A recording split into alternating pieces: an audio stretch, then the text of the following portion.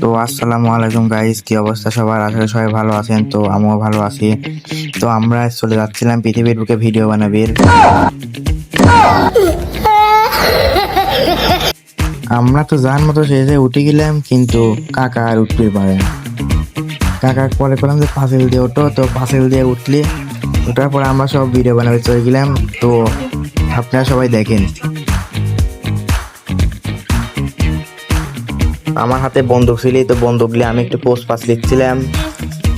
ওই অত উপরে উঠি মনে হচ্ছিল আমি ডন, আমি বাদশা। উঠি মনে করেন যে একটু পোস্ট পাস নিলাম। আমার পিছনে আবার সালমান, বস সালমান একবারে পোস্ট পাস নিয়ে সব এন্ট্রি লিখছিলাম পাঁচিলের উপর দিয়ে। তো আমরা সব পাঁচিলের উপর দিয়ে এন্ট্রি নিয়ে নাবার পরিকল্পনা করতেছি, কিন্তু কেউ আর ন্যাবির পারতেছে না। তো মেলা কষ্টের পর সব নেবে গেলাম। নেবি পিছনে দেখা দিই সালমানও নাই, সালমানও নাই, লিখনও নাই।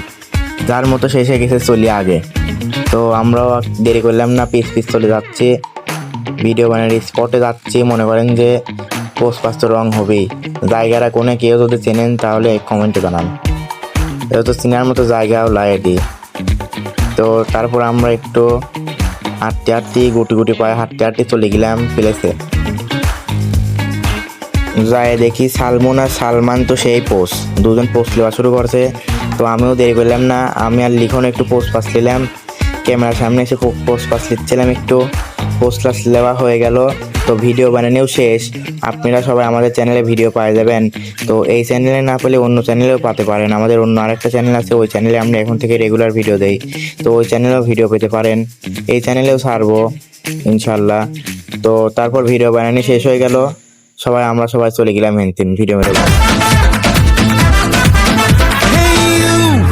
Listen to me, you are my love.